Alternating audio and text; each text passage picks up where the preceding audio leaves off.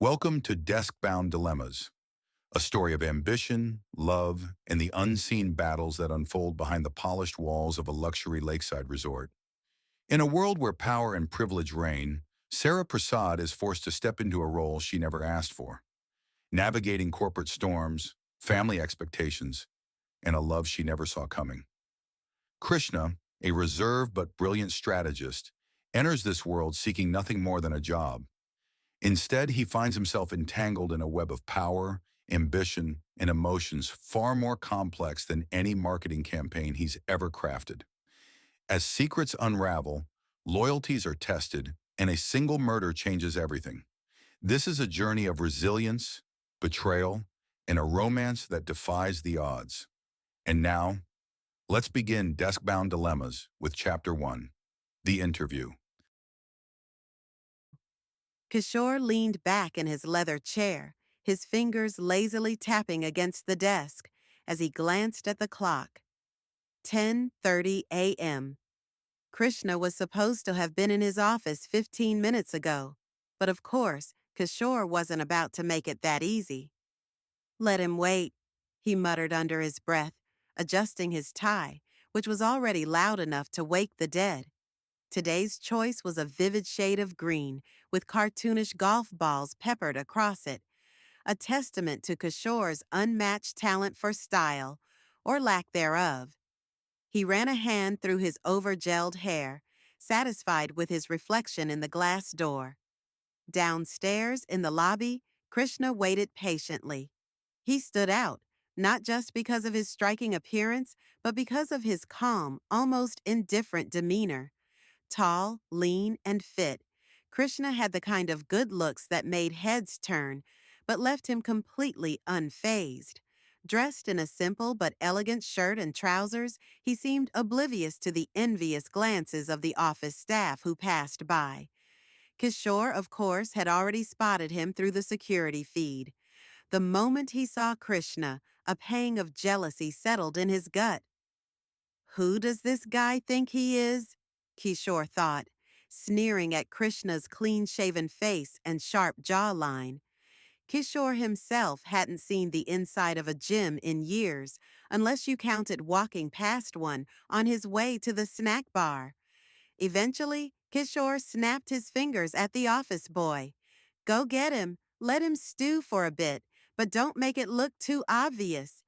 The office boy darted off, and a few minutes later, Krishna entered Kishore's office with an air of quiet confidence. He greeted Kishore politely, his posture relaxed, yet respectful. Kishore, of course, didn't stand. Why should he? He was the almighty COO after all. He leaned back even further, trying to make himself look more important. "So," Kishore began, folding his arms. "Krishna, huh? Nice name. Heard you've got some experience in the hotel industry." Krishna nodded. "Yes, I've been working in marketing for luxury hotels for about 6 years now. But Kishore, ever the attention seeker, cut him off. "You know, I've been in this business since before you were probably old enough to spell hotel." He chuckled, his booming laugh echoing off the walls. "I practically built this place with my bare hands." Krishna smiled politely, though it was clear he wasn't buying the exaggeration. Kishore continued, asking a few more questions about Krishna's professional experience, nodding along, though it was obvious his mind was elsewhere. Then, without warning, Kishore switched gears. "So tell me, Krishna, what about your personal life, eh? Married, girlfriend, boyfriend?" Kishore winked as if he had just delivered the punchline of some inside joke. Krishna hesitated for a moment, but maintained his composure. "I'm single," he said, keeping it short. Kishore wasn't satisfied. He leaned forward, his elbows resting on the desk as he raised an eyebrow. "Single? At your age? Come on, man. You must have someone on the horizon, right? We all do at some point." Krishna smiled awkwardly, clearly not interested in delving into his personal life with Kishore, especially in what was supposed to be a professional interview. I prefer to keep my personal life private, he said politely, his tone firm but respectful. Kishore didn't push further, though it was obvious he was annoyed. After all, he wasn't really here to interview Krishna. He was here to assert his dominance. Krishna had already aced the second round of interviews.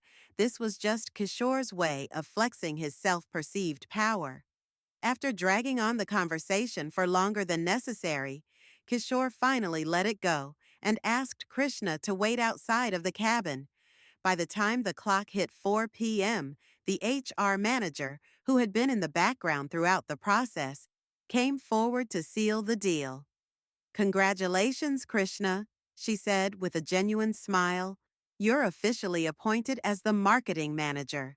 Krishna thanked both Kishore and HR, though it was clear which one he was more inclined to respect. With a final handshake, Krishna made his way to the elevator, feeling a mix of relief and hunger. The day had dragged on longer than expected, and he figured it was time to grab something to eat. As the elevator doors closed behind him, he let out a breath and leaned against the wall, wondering what he had gotten himself into. The tension with Kishore was obvious, and Krishna knew this wouldn't be the last time he'd have to deal with the COO's ego. But for now, food was his priority. When he reached the upper floor, he quickly found the staff cafeteria, grabbed a sandwich, and ate in peace. His thoughts lingered on the day ahead.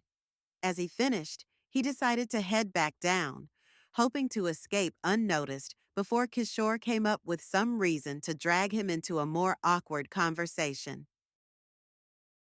But as Krishna descended in the elevator, a strange scene unfolded in front of him. When the doors opened, an ambulance was parked outside the building. A sense of urgency filled the air as a few medics rushed inside, pushing a stretcher.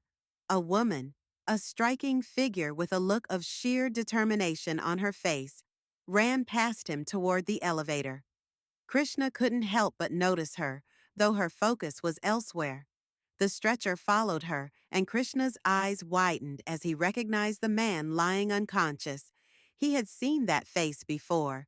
"Wait, isn't that—" Krishna muttered to himself, his thoughts racing. "Shankar Prasad." The name clicked, though Krishna couldn't recall from where. But the gravity of the situation was clear. As the ambulance doors closed behind the medics, Krishna stood there, piecing together the connection. Whoever the woman was, she seemed to be someone important. And just like that, Krishna's first day at the hotel had taken a sudden, unexpected turn. Thank you for listening to this chapter of Deskbound Dilemmas. The story is just getting started, and there's so much more to unfold. If you're enjoying the journey, don't forget to like this video, share it with your friends, and subscribe to Rise and Thrive for notifications on the next chapter. Stay tuned. More drama, romance, and unexpected twists are coming your way.